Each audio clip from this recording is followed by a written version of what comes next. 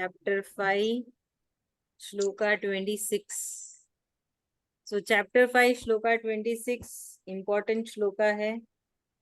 इसको हम चैंट कर सकते हैं जब गुस्सा आता, तो हमारे गुस्से को काबू में करने के लिए, दूसरों के गुस्से को भी काबू में करने के लिए, और गुस्सा न आने के लिए भी, कोई भी गुस्से से रिलेटेड कोई भी सिचुएशन हो, इसकी चैंटिंग करिए।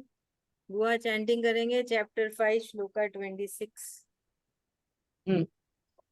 काम क्रोध काम क्रोध वियुक्तानां वियुक्तानां यतीनां यतीनां यत चेतसां यतचेतसाम् अभीतो अभीतो ब्रह्म निर्वाणं ब्रह्म निर्वाणं वर्तते वर्तते विदितात्मनां।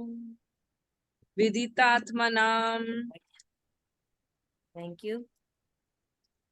तो ये श्लोका है जब हमें गुस्सा आता है या किसी और को गुस्सा आता है तो हम इसकी चैंटिंग कर सकते हैं, और ये चैंटिंग ज्यादा से ज्यादा करिएगा तभी जाके श्लोका का असर होएगा, और हम देखेंगे कि गुस्सा अपने आप शांत हो गया है ना। तो गुस्सा आने की कई वजह है, कई सारे वजह हैं जो हमें कृष्ण भगवान जी ने बताया है। तो एक और है कि भिक्षा का जो पात्र होता है वो भर जाता है, पर पर जो कामनाओं का पात्र होता है वो कभी नहीं भरता, है कि नहीं? कौन समझाएगा इसको, ये क्या था?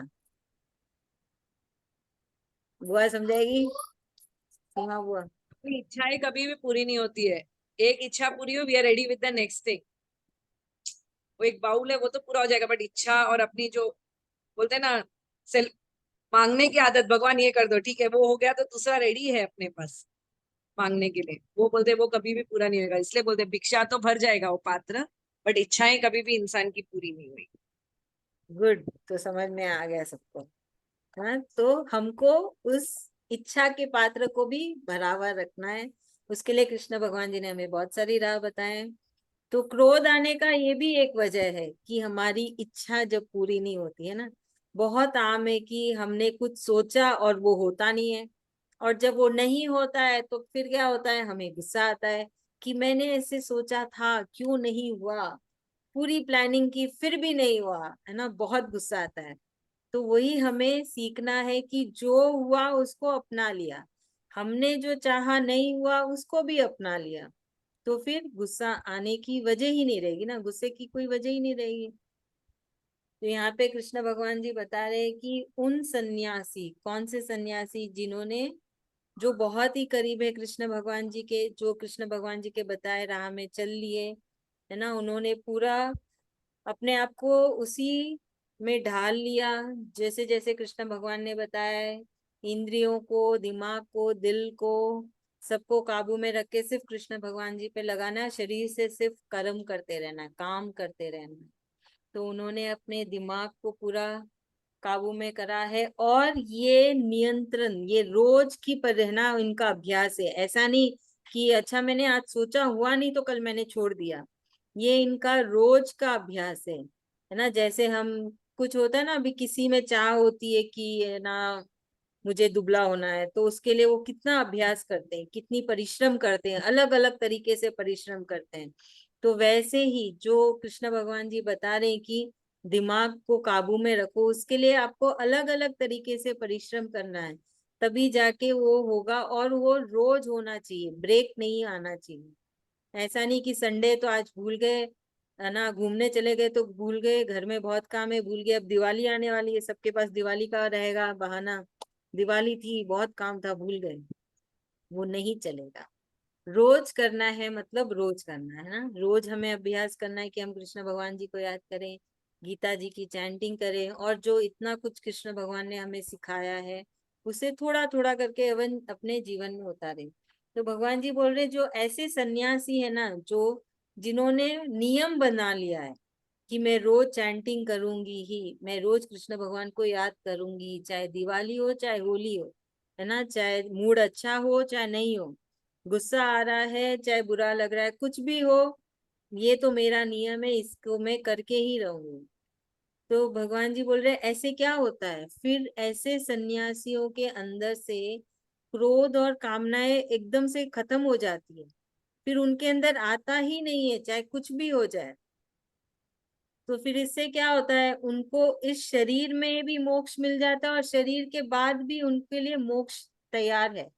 और मोक्ष क्या है, मोक्ष है कि हम कृष्ण भगवान जी को महसूस करें, है ना। अब कोई भी एक आम इंसान को बोलेंगे कि अभी कोई सन्यासी या कोई बहुत बड़ा योगी जाके बोले कि मैं कृष्ण भगवान जी को महसूस कर सकती हूँ, आम आदमी क्या बोलेगा, कैसे, कैसे महसूस कर सकते हो ना, उसके लिए तो बहुत बड़ा क्वेश्चन मार्क रहेगा।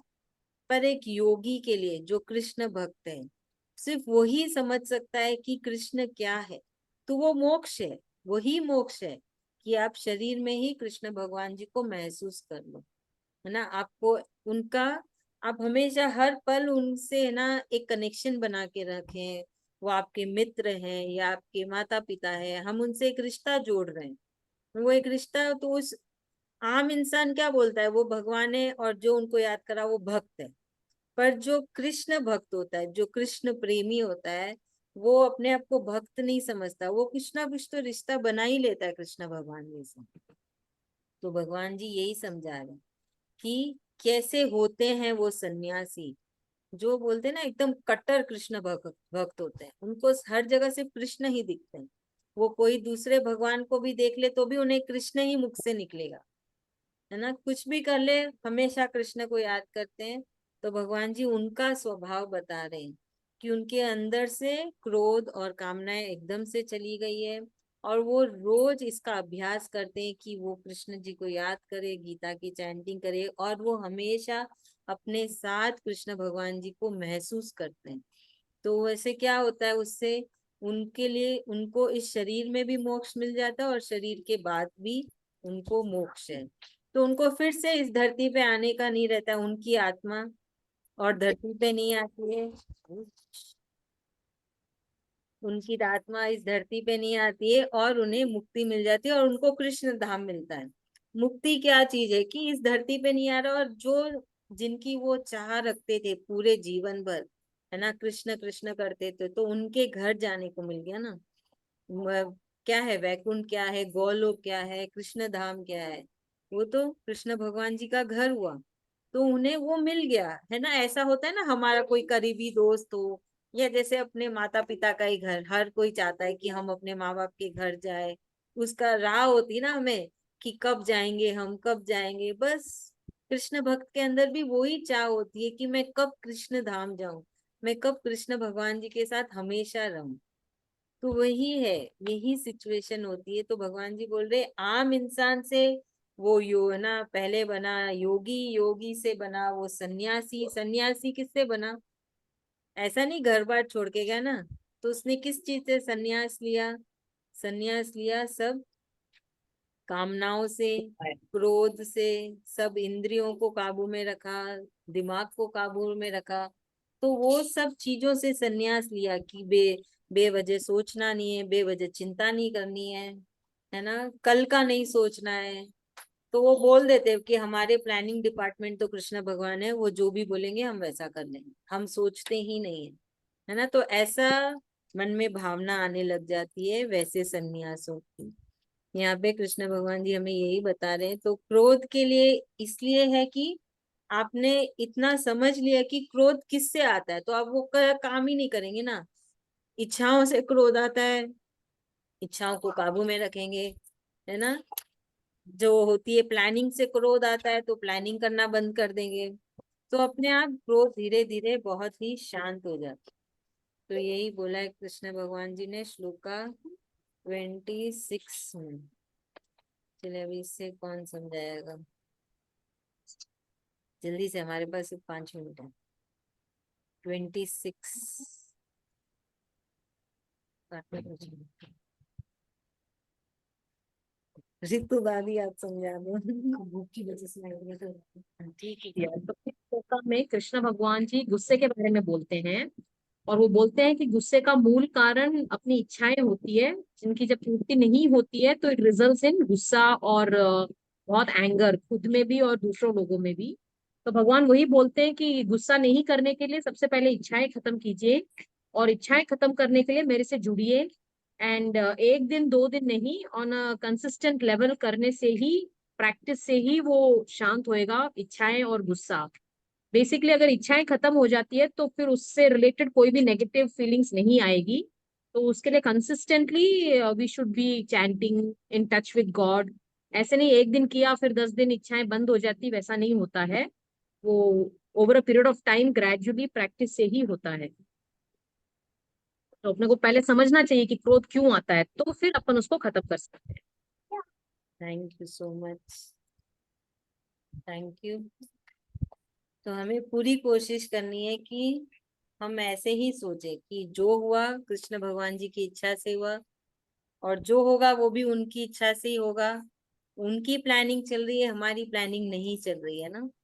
कि ऐसे अपने अंदर ऐसा लाओ, ऐसा बोलना कि उन्होंने मुझे चुना है, मैंने उन्हें नहीं चुना, तो वो ही मेरी प्लानिंग कर रहे हैं ना। कल क्या होगा, परसों क्या होगा, मुझे क्या करना है, सब उनकी प्लानिंग है और वो सोच रहे हैं, और उनके उनको ही ऑफर किया। ठीक है, चलिए।